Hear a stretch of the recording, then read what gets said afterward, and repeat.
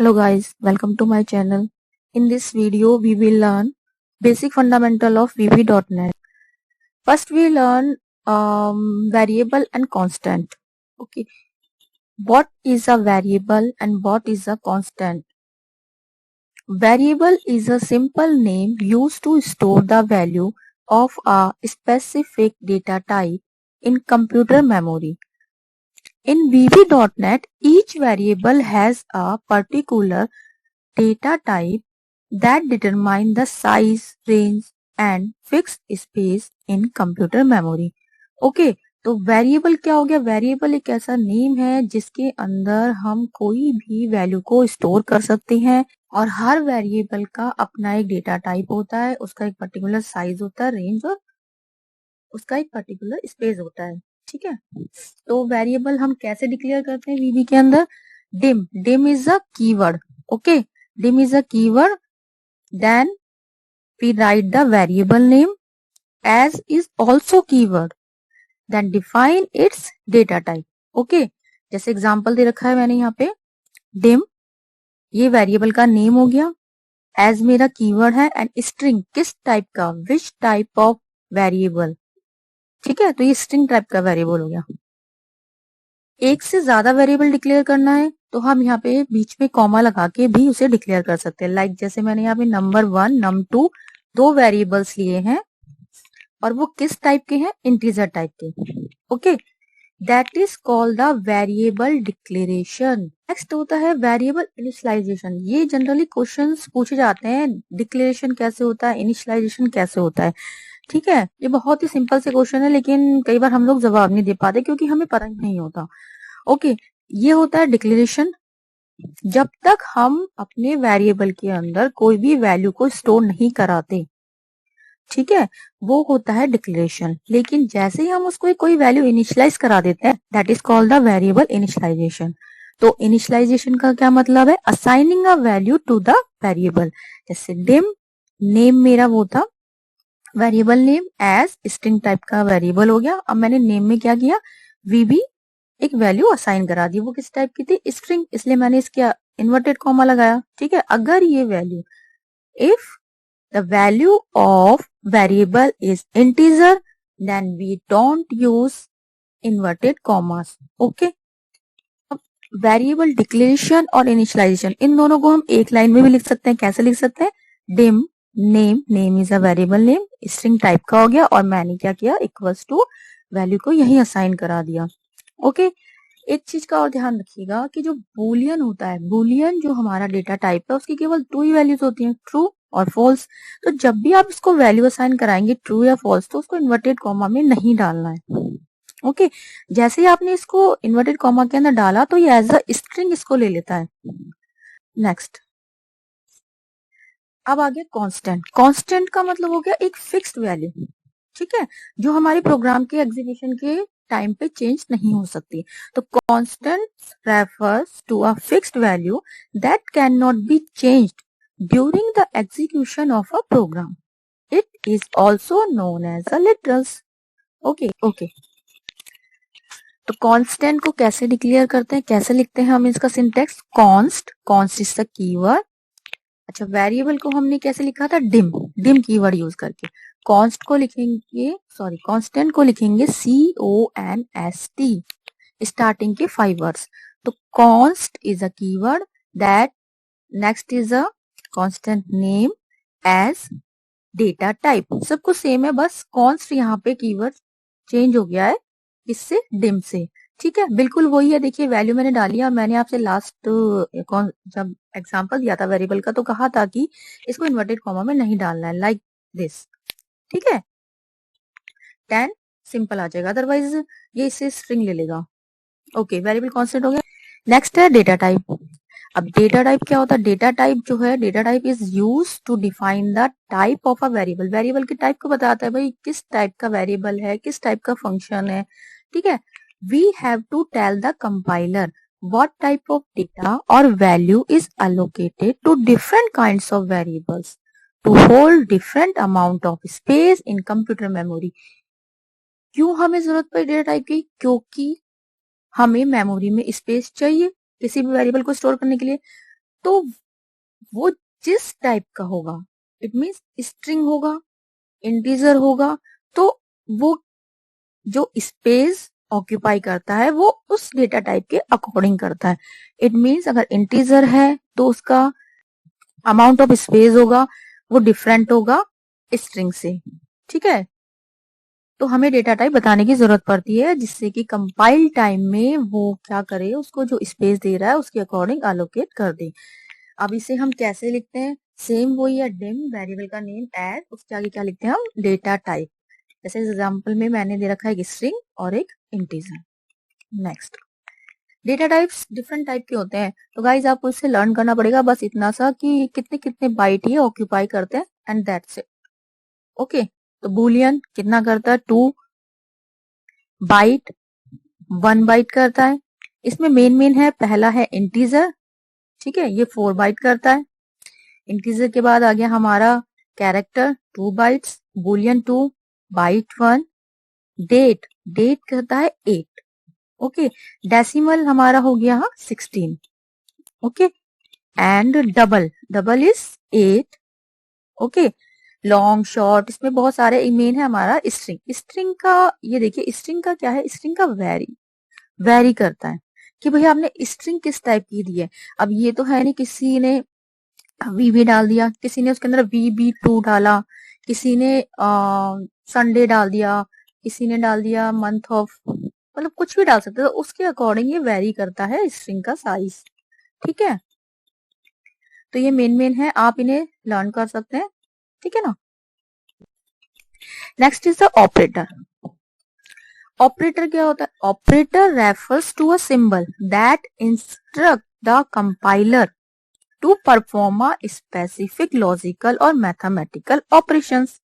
ठीक है, different types of operators available in VB.NET। कौन कौन से होते हैं, arithmetic, comparison, logical and bitwise, bit shift, assignments, concatenation and miscellaneous operators. तो हमें इसमें सारे ऑपरेटर्स को लर्न करने की जरूरत नहीं है, जो कॉमन होते हैं जो हमारे यूज होंगे केवल हम उन्हें ही रीड करेंगे। ठीक है, आप चाहे तो रेफरेंस के लिए पढ़ सकते हैं।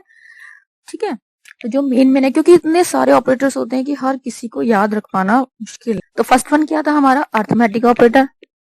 अर्थमेटिक, जल्दी जल्दी से इसे गो थ्रू कर लेते हैं। दिस ऑपरेटर, ये ऑपरेटर किस लिए होता है, for raising an operand to the power of another operand. ठीक है, ये पावर के लिए यूज होता है। This is use for adding, subtraction, multiply. अब ये जो दोनों है, इन दोनों को हमें ध्यान से देखना है। For dividing an operand against another it returns a floating point result, and this one for dividing an operand against another it returns an integer result. देखिए क्या है, दोनों ही डिवाइड में काम आ रहे हैं, बट अगर आप ये वाला लगाएंगे, ये फ्लोटिंग पॉइंट रिजल्ट, मतलब ये जो हमें रिजल्ट देगा वो किस में देगा, फ्लोटिंग पॉइंट के अंदर। और ये जो है बैकस्लैश, ये हमें किस में देगा, ये हमें देगा इंटीजर के अंदर result. Both are use for dividing, but it gives a integer result and this one gives a floating point result. Okay, the next is the mode, this is called the modulus operator. Okay, it returns the remainder after division. Okay. Next is the comparison operator, that is equal, for checking whether the two operands have equal value or not. If yes, the condition will be true. This operator for checking if the value of the left operand is greater than that of right operand, then condition will become true. Okay, इसे ध्यान से देख लीजिए कि left operand जो है वो greater than होना चाहिए, तभी कंडीशन ट्रू होगी। ठीक है, लाइक 10 और ये वाला ऑपरेटर लगाया और मैंने 3 लगाया, इस टाइम वो कंडीशन ट्रू होगी। लेकिन अगर मैंने यहाँ पे 9 और इधर राइट साइड में मैंने 12 लिखा तो ये कंडीशन फॉल्स हो जाएगी। This is greater than, okay, this is less than, greater than, equals to, for checking whether the two operands have equal value or not. Okay, this is less than, equals to. Next is a again comparison operator. देखिए guys, ये सारे comparison operators तो common हैं जो सबको आते हैं, सिर्फ इसको छोड़ के, ठीक है। इसके अलावा 3-4 ये 3 ऑपरेटर्स कंपैरिजन और हैं जो हमें देखने हैं, क्योंकि ये हमारे आगे यूज होने वाले हैं। First is the is, okay. The is operator is used to validate whether the two objects reference the same variable or object. If the test is true, it returns true. Otherwise, the result is false. कहने का मतलब क्या है कि ये क्या करता है, इस ऑपरेटर, ये जो दोनों बोथ साइड जो ऑब्जेक्ट्स या वेरिएबल्स हैं उनकी इक्वलिटी को चेक करता है।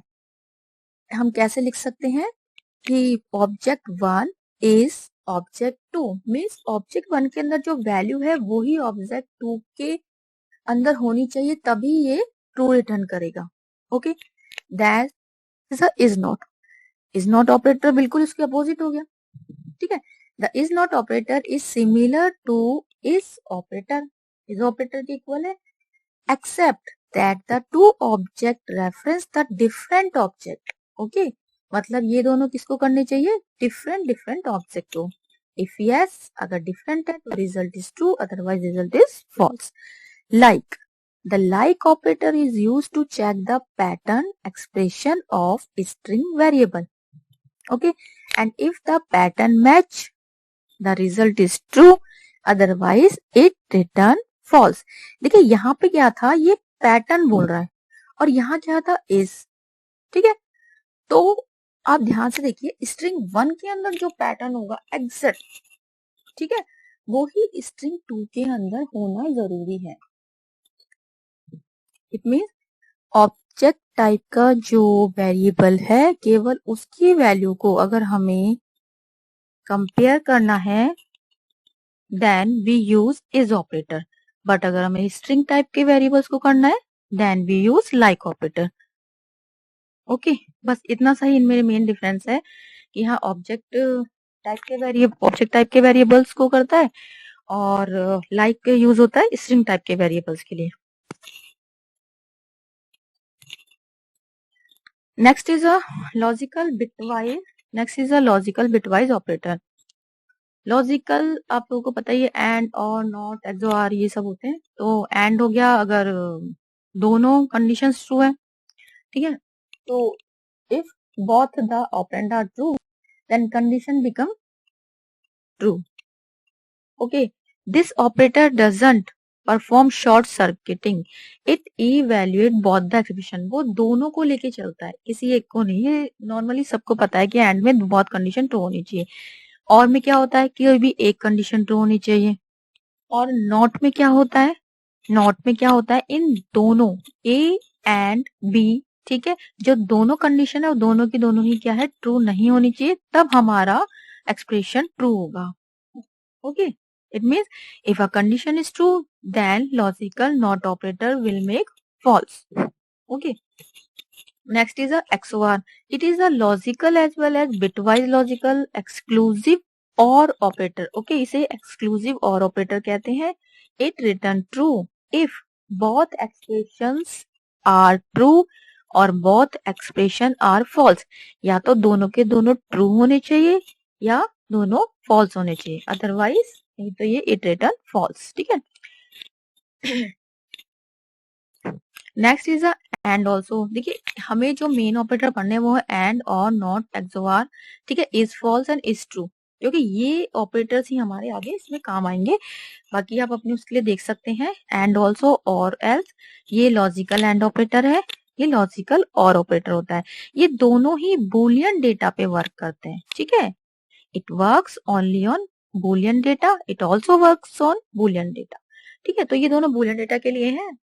नेक्स्ट हम पढ़ेंगे is false and is true, ये हमारे काम आते हैं। ये क्या डिटरमाइन करता है, ये डिटरमाइन करता है कि हमारा जो एक्सप्रेशन है वो फॉल्स है या नहीं, ठीक है। तो अगर ये फॉल्स है तभी हमें आगे अंदर आने देता है। इज ट्रू मतलब ये डिटरमाइन करता है कि एक्सप्रेशन इज ट्रू। तो हमारे मेन कौन से हो गए, एंड और नॉट एक्सक्लूसिव और, ठीक है, is false and is true. Next is assignment operator. Assignment मतलब असाइन करने के लिए, कोई भी वैल्यू असाइन करने के लिए जो ऑपरेटर्स यूज होते हैं दैट इज असाइनमेंट ऑपरेटर। ये हो गया इक्वल, कोई भी वैल्यू स्टोर करी, ठीक है, राइट हैंड साइड में ऑपरेंड के साथ कोई वैल्यू लिख दी और लेफ्ट ऑपरेंड के अंदर वैल्यू स्टोर हो जाती है।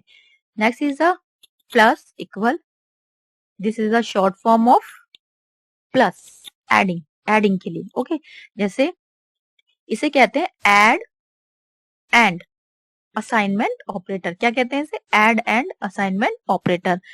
तो इसमें क्या करता है कि जो राइट ऑपरेंड है, राइट ऑपरेंड को लेफ्ट वाले में ऐड करके रिजल्ट देता है, ठीक है, और रिजल्ट किसमें आएगा? लेफ्ट वाले में, ओके। तो सी प्लस इक्वल ए का मतलब है लेफ्ट वाले को राइट के साथ ऐड करना, सी प्लस ए, ठीक है, और असाइन किसमें किया? लेफ्ट वाले में। सेम ऐसे ही ये वाला कहलाता है सबट्रैक्ट एंड ऑपरेटर, ये कहलाएगा मल्टीप्लाई एंड ऑपरेटर, ठीक है, ये कहलाते हैं divide and assignment operator, okay. देखिए मैंने आपको जब बताया था अर्थमेटिक, तो मैंने बताया था फॉरवर्ड स्लैश और बैकवर्ड स्लैश, इसका क्या मतलब है? तो बैकवर्ड तो हम क्या करते हैं, ये देखिए इंटीजर डिवीजन, अगर हमें रिजल्ट इंटीजर में चाहिए तो हम करेंगे बैकवर्ड वाला, और अगर हमें फ्लोटिंग में चाहिए तो we use a forward slash, okay. Next is the concatenation. Concatenation के लिए हम कौन सा यूज करते हैं? ये concatenation a string expression to a string variable or property and assign the result to the variable or property. जैसे string 1 concatenation का साइन, ठीक है, इक्वल स्ट्रिंग 2, तो ये क्या करेगा? वही सेम सबकी तरह प्लस इक्वल टू की तरह क्या करेगा कि इसके अंदर इन दोनों को जोड़ के, स्ट्रिंग 1 और स्ट्रिंग 2 को जोड़ के उसकी वैल्यू को वो असाइन कर देगा स्ट्रिंग 1 के अंदर, ओके। हमने जितने भी ऑपरेटर्स जो भी हमारे यूज होने वाले हैं उन सबको हमने रीड कर लिया। इसके अलावा अगर कोई भी ऑपरेटर प्रोग्रामिंग में एक्स्ट्रा आएगा तो मैं वहां पे आपको एक्सप्लेन कर दूंगी। बाकी जनरली ये सारे ऑपरेटर्स मैंने आपको एक्सप्लेन कर दिया है। अब हम next is a precedence operator, precedence in VB.NET। Precedence क्या होता है कि जैसे मान लीजिए कि स्टेटमेंट में आपने बहुत सारे ऑपरेटर्स यूज कर दिए, तो कंपाइलर को कैसे पता चलेगा कि कौन सा स्टेटमेंट या कौन से ऑपरेंड को पहले एग्जीक्यूट करना है, ठीक है, ऑपरेंड के किस पार्ट को एग्जीक्यूट करना है। तो उसके लिए इनके है ना प्रेसिडेंस डिसाइड होते हैं कि सबसे पहले अगर मान लीजिए मल्टीप्लाई भी आ रहा है, मोड भी आ रहा है, एंड और भी आ रहा है, तो किसको इससे पहले कंपाइल करना है, किसको इससे पहले, ठीक है, एग्जीक्यूट करना है। तो उसके लिए इनके प्रेसिडेंस डिसाइड है, तो वो हम रीड कर लेते हैं, देख लेते हैं कैसे। तो सबसे पहले होता है एक्सपोनेंशियल का, फिर होता है ये multiply, floating point division, then integer division, फिर मोड का, फिर एडिशन एंड सब्ट्रैक्शन का, ठीक है, ये सारे अर्थमेटिक ऑपरेटर हो गए। फिर आता है arithmetic bit shift. Bit shift के अंदर दो ऑपरेटर्स है, ये होता है लेफ्ट शिफ्ट, ये होता है राइट शिफ्ट। उसके बाद आते हैं कंपैरिजन ऑपरेटर जिसमें इक्वल, ठीक है, less than equals to, is not, like, type of, ये सारे ऑपरेटर्स कंपैरिजन के।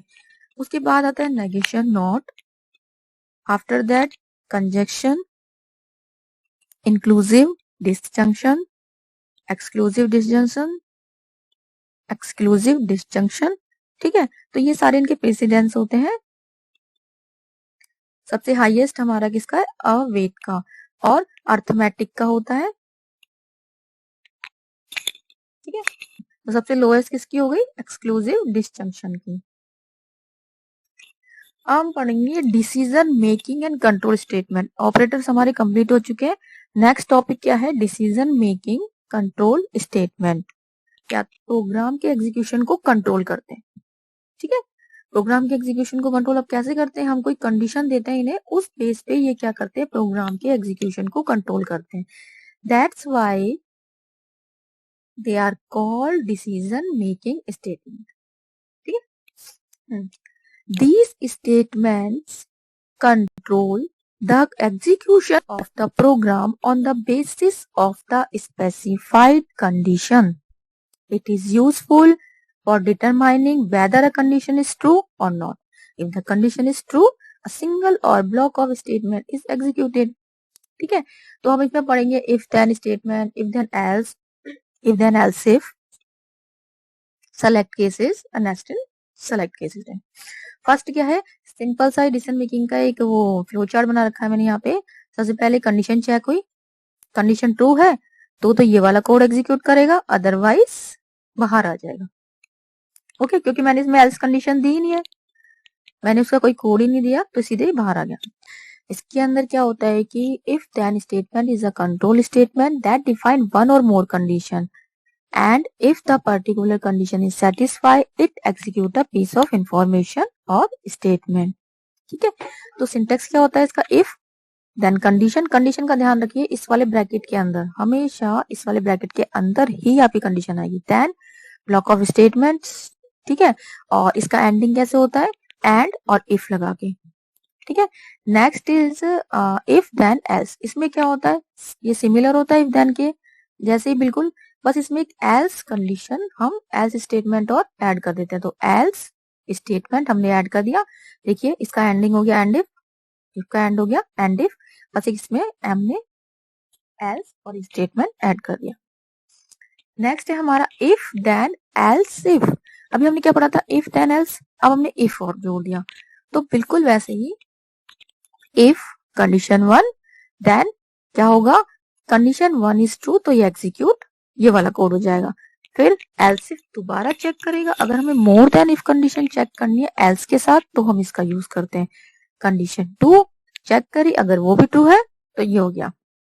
ठीक है, एल्स अदरवाइज कोई भी कंडीशन अगर ट्रू नहीं है तो हम क्या करेंगे, ये वाला पार्ट एग्जीक्यूट आएंगे। लेकिन इन सब का एंडिंग आपने नोट किया, सबका एंड इफ होगा, क्यों, क्योंकि स्टार्टिंग किससे, इफ से।